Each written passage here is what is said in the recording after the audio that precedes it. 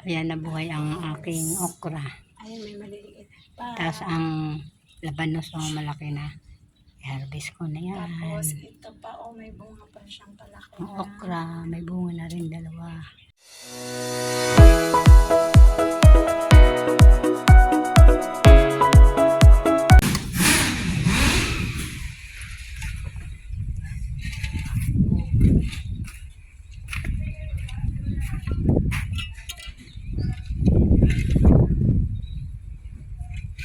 Ito din ang video. Para sumitoy na lang. Ito lang ginagawa ko eh.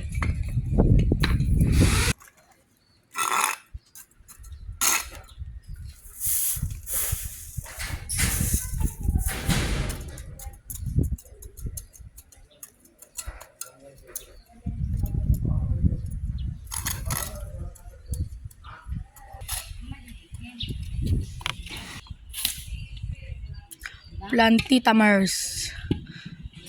All the way from Taguig.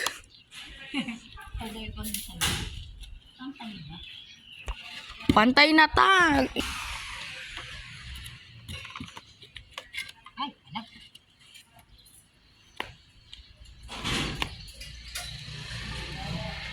Tabi niyo. Mali-mali kasi paglagay mo ta. Ayos na yan kanina eh.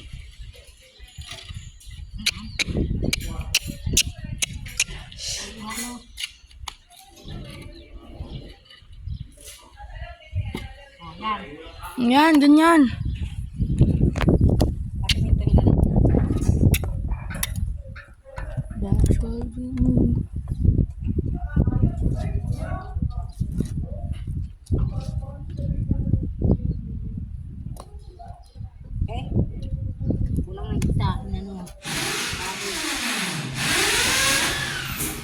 Sakto lang.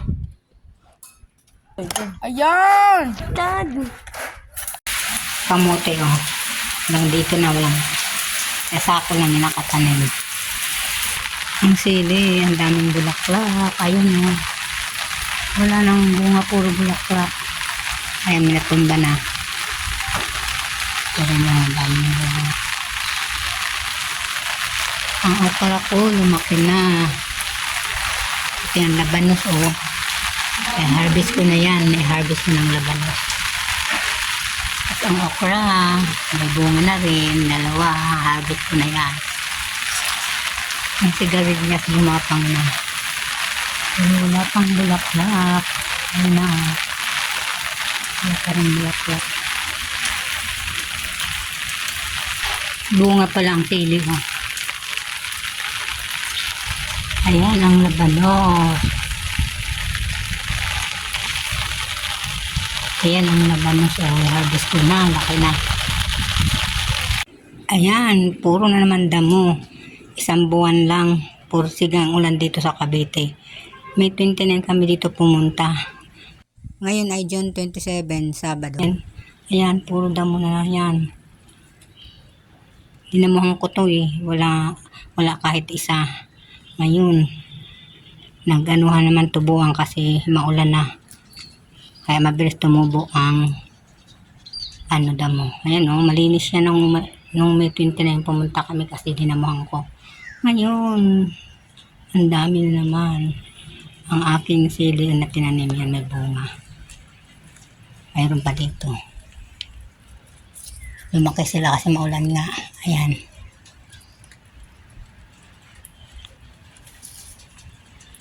Tapos ang okra, linipat ko na dyan sa sako. Ang labanos, ayan, ang laki. Harvest na rin namin yan. Ang okra, may dalawang bunga. Nabuhay sila lahat.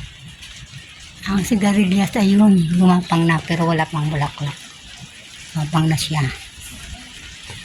Ayan, umuulan na naman. Mga 9:30 pala kami dumating dito sa Cavite. Pagkabihis ko ay nag-umpisa na akong magdamo para matapos kaagad. Kasi uwi din kami ng Bikutan ng mga 6 o'clock.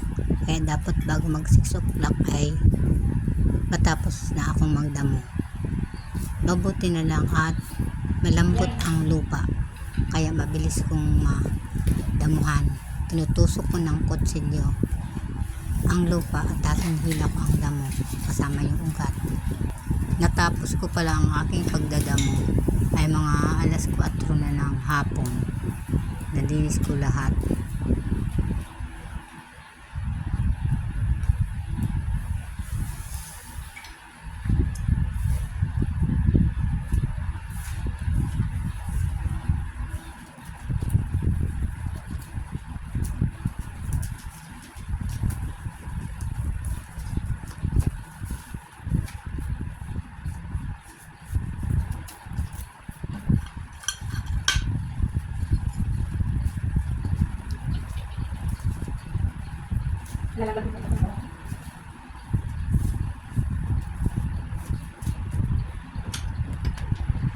Ayan, nadamuhan ko na ang aking garden dito.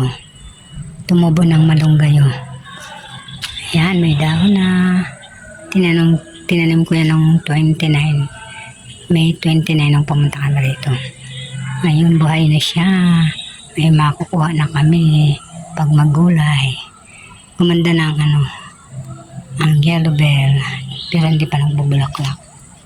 Ayan, dinipat ko na rin ito. Kasi doon to sa kanto. Hindi na makaano. Dahil naagawan na ng dito ang yellow bell. Nilagay ko na rito. Madamuhan ko na. Ayan na siya.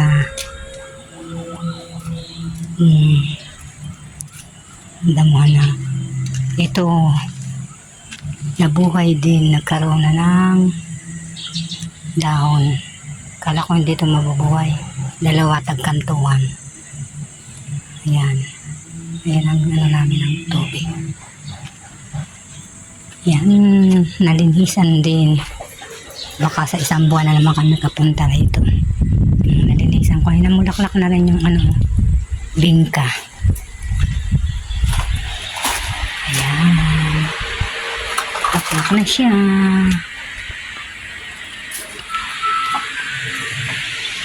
Ito, mabuhay na rin. Nalinisan ko na. Wala nang damo. Kunti na lang. Yan, pati dyan sa may aking halaman, sa sigarilyas, sa okra, sa labanos, at sa sili. Yan, daming bulaklak ng sili. Ayan, may malaking hindi ko na, kasi natin. Ang laki nito kaya hindi ko makaya. Yan, laki. Hindi ko nakita kanina. Harvest ko ng aming talbos ng kamote. Ayan.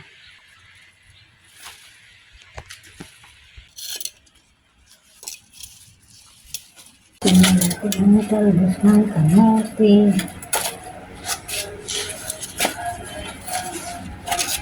Tingnan ko na rin ito. Tatanin ko yan.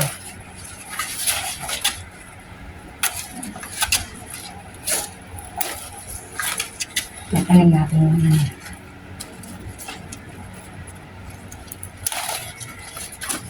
tatanin natin ito.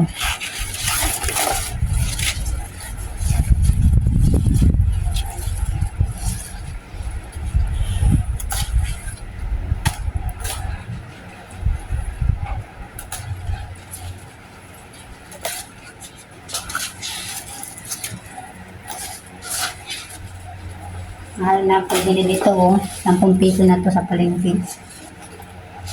Ay, talbosan na natin. 10 piso na ang tatalbosan na natin. Yan. Hindi na kami bibili. Padali namin bago sa bikutan.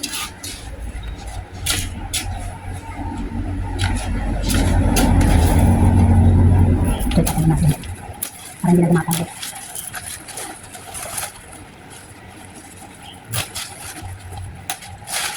Hindi na akong batuin.